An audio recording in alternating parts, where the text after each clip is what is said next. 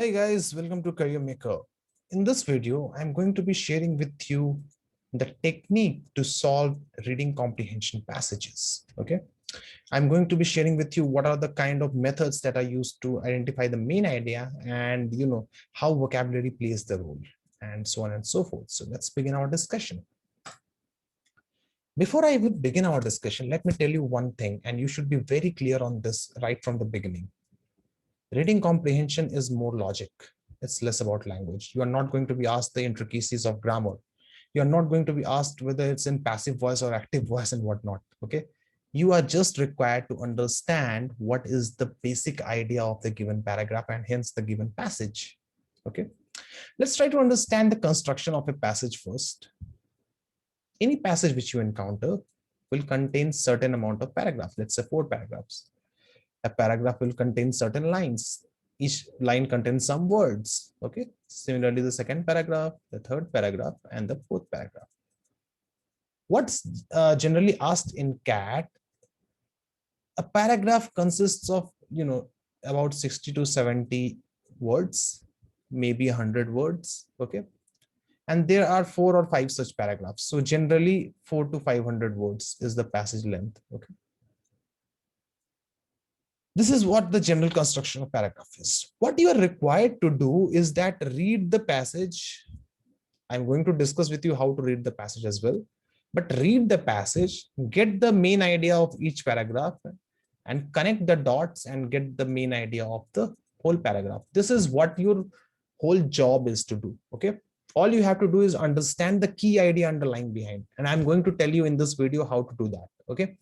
So this is the agenda for today. We are going to discuss how we can understand the key idea, and we should really appreciate this fact that RC is more about logic and it's less about language skills. Okay. So this is the first thing I'm going to address. Second thing is you should realize that vocabulary is going to play a role. Okay.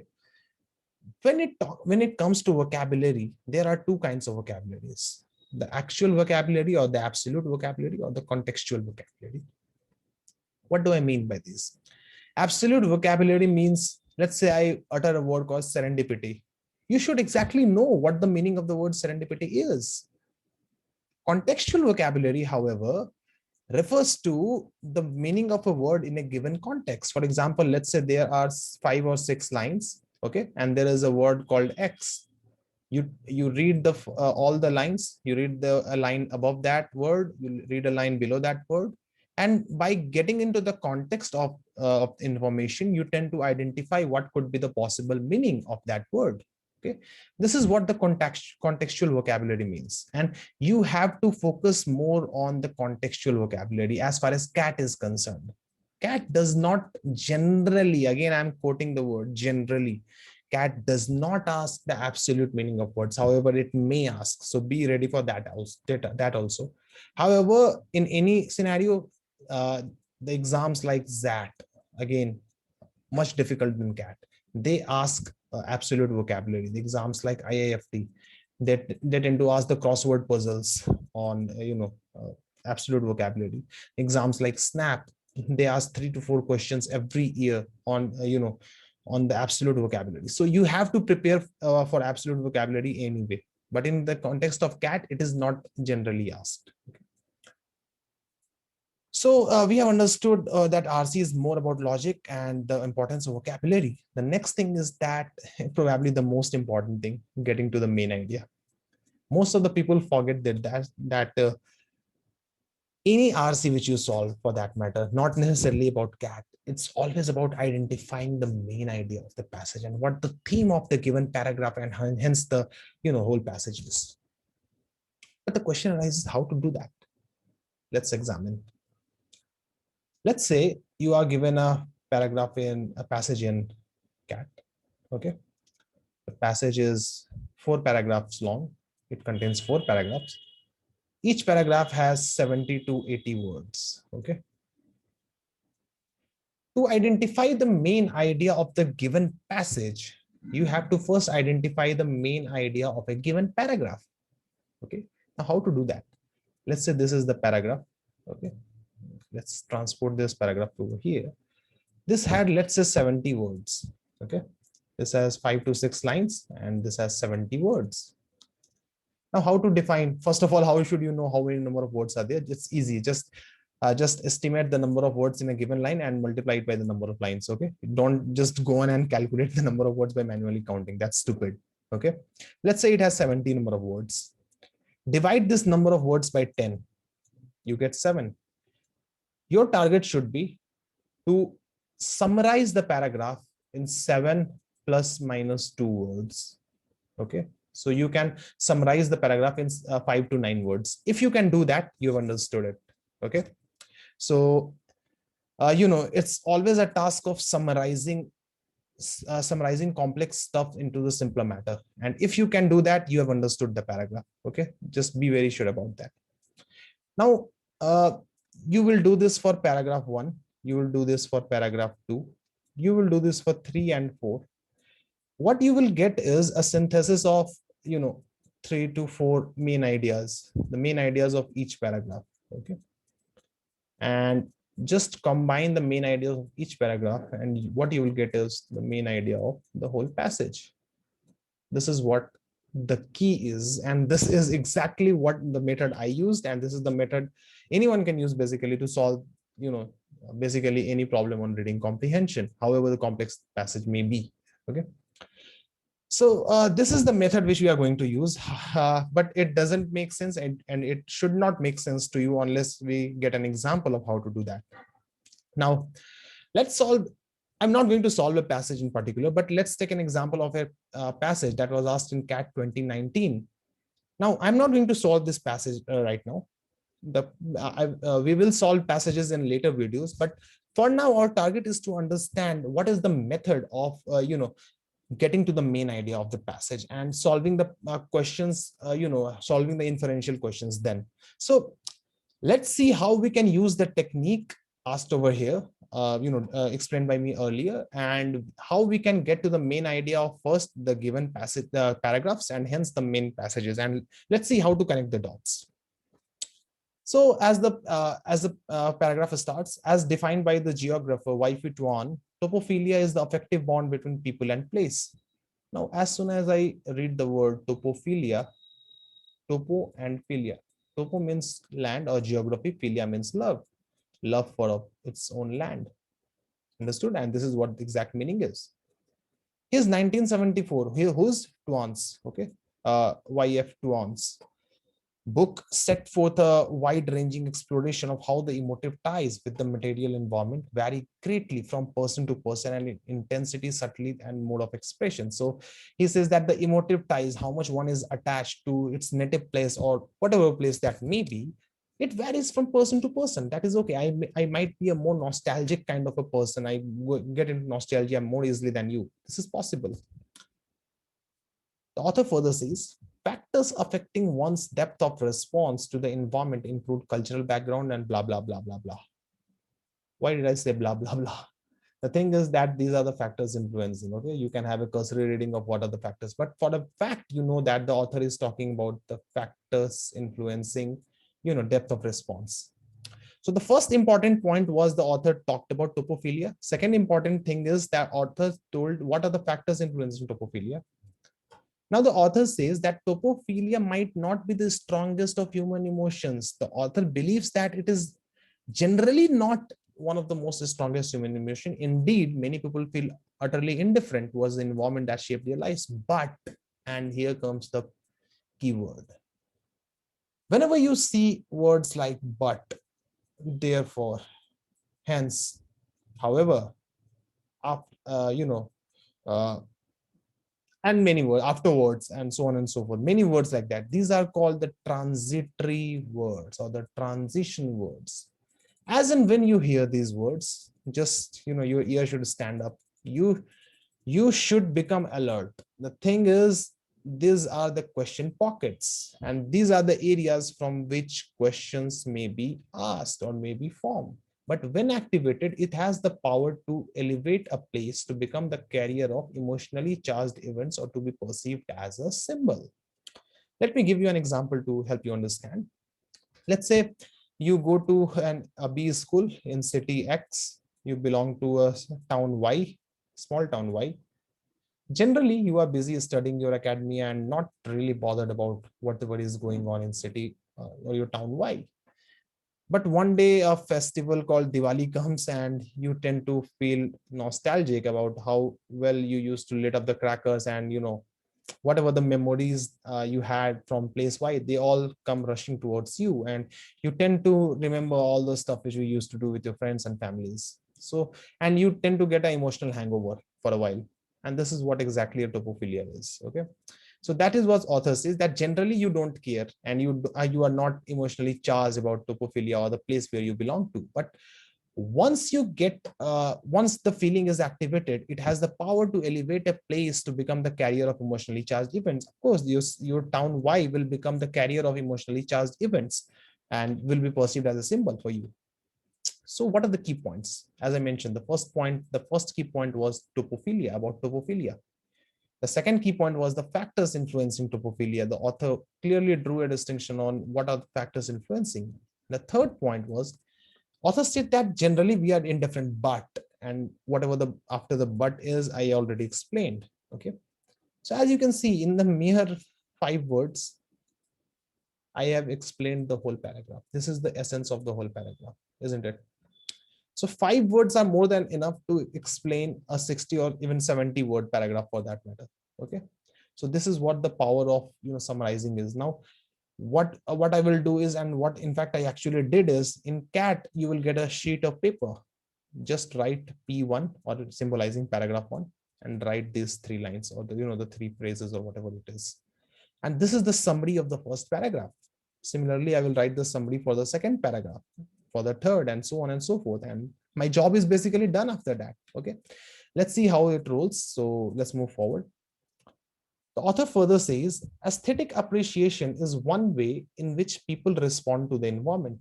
Okay. Aesthetic appreciation is one way. A brilliantly colored. Okay. Now, as you can see, the author, by reading just the few words, I am pretty much sure that the author is going in an example mode. And all this till here is going to be an example of aesthetic appreciation. Let's see how. A brilliantly colored rainbow after gloomy afternoon showers, a busy city street alive with human interaction. One might experience the beauty of such landscapes that have seemed quite ordinary only moments before, or that are newly discovered. As you can see, it's only example of what we have read about aesthetic appreciation. Okay. So nothing to worry about. You can just quote it down that aesthetic appreciation is one of the key points. So this is the key point number 1. The author further says, this is quite the opposite to the second topophilic bond. Now, this is the second key important key point, namely that of acquired taste and certain landscape, of course, and places that one knows well. That's fine. When a place is home, or when a space has become the locus of memories or the means of gaining a livelihood, it frequently evokes a deeper state of attachment than those predicated purely on visual. Okay.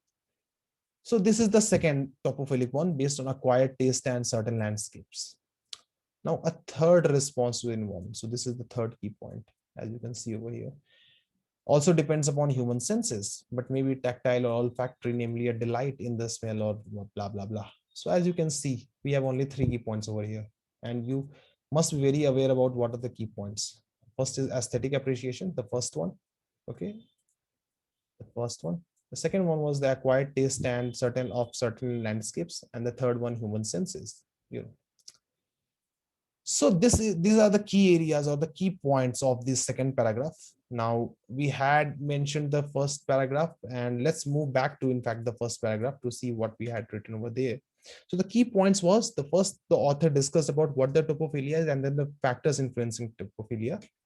The author moved in the second paragraph and told about what are the aesthetic appreciation, the acquired taste, and human senses. So basically 3 ways in which people respond to environment. So in this paragraph, the author is concerned about the ways in which people respond to the environment, and it says that there are 3 ways. So these are the 3 ways. Okay, got it. So this is the essence of the second paragraph. Now let's move forward. Topophilia and its very conceptual twin, close conceptual twin, sense of place, is an experience that, however elusive, has inspired recent architects and planners. It says has inspired recent architects and planners. Most notably, new urbanism seeks to counter the perceived placelessness of modern suburbs and decline of central cities through new traditional design motifs. Now, what are the architects and planners trying to do? Suppose you belong to a city X. It's a big city, but you had to move to another big city Y. Now, the architects and planners of city Y will set up some kind of monuments or some kind of architectures that may remind you of city X. It's kind of a rubbish idea, I think, but let's see what the author thinks. Although motivated by good intentions, such attempts to create places rich in meaning are perhaps bound to, of course, it is bound to disappoint you. How can you even think that you will be able to create whatever was in city X in a new city Y without, without actually going to city Y? So it is bound to disappoint. So this is one of the key idea that, you know, uh, architects and planners are trying to build, counter the perceived placelessness by building new buildings and whatnot. But this is a idea bound to disappoint. As Stone noted, purely aesthetic responses often are suddenly revealed, but their intensity is rarely long lasting. This is important now. Now, purely aesthetic responses. Now, as I mentioned earlier, you are in your college X. Generally, you are busy with your academia and not really bothered about whatever is going on in your hometown Y. But uh, so these are only suddenly revealed, but their intensity is rarely long lasting. Now, again, you will think about it for a day or two, but again, you will get back to your work. Okay, so the intensity is not that lasting. Okay. Topophilia is difficult to design and hence impossible to quantify. Of course, you cannot quantify topophilia, and its most articulate interpreters have been the self-reflective philosophers such as Henry David Thoreau, evoking a marvelously intricate sense of place at world and point, blah, blah, blah. So again, it's just giving an example that, okay, it's very difficult to quantify. Okay, nothing important. So what are the key points of this passage? Again, topophilia, some disappointing efforts, and some guy called Henry David. Okay, so what basically is this paragraph talking about? It's talking about the efforts that the planners and the architects are taking so that they could design a sense of they could evoke the sense of placelessness from modern suburbs by bringing in some sort of topophilic connections from the native places of people. However, this is bound to disappoint, and this is exactly what the main idea of the passage is. So again, we have revealed the main ideas of 3 different passages, and let's move to the final passage. Topophilia connotes a positive relationship, but it often is useful to explore the darker affiliations. Now, again, but remember, I told you transitory word. Whenever you hear a transition word, be alarmed. Okay, be very sure that something sinister is going to come, and you will be, you'll be stumped over here if you don't pay attention. But it is often useful to explore the darker affiliation between people and place. Patriotism literally meaning the love for one's terra patria. Again, terra patria's meaning is given over here, homeland, has been cultivated by the governing elites, blah, blah, blah. So it's basically saying that in a society, if there is a divide and there are rich and poor, okay, rich will try to uplift their position by calling them the natives of that place, and this may harm the poor as well, okay, or the other section of society as well. This is what the main idea of the passage is. Let's just read forward, and I think you will easily get it. Residents of upscale environments, as I told you, have disclosed how important it is to maintain their community's distinct identities, blah, blah, blah. And just as a beloved landscape is suddenly revealed, so many landscape fear of caste, blah, blah, blah. So it's basically saying that topophilia for some people may lead to anxiety or topophobia. As I said earlier, topo means land, philia means love, and phobia means fear. So topophilia for one might lead to topophobia for the other group as well. So as you can see, the key points are positive relationship, but there is a but, and but in capital letters. You should know what the paradox was. Okay. And again, the author ended with topophobia. Now, again, a Q-tip. The Q-tip is whenever a paragraph ends on such note, like, dread or anxiety or topophobia, the paragraph abruptly end by introducing a term called topophobia. You might be asked in the exam, what should be the next paragraph be talking about. And more often than not, you will always get an option like mentioning topophobia. Okay, so the author has mentioned topophobia. Most likely he is going to continue on the discussion with topophobia, but anyway, that's for some next time to to be discussed about. But anyhow, we have discussed about the main ideas of four different paragraphs. Now let's try to connect these four main ideas. In the first paragraph, author just gave an introduction about topophilia. The second, it talked about aesthetic appreciation.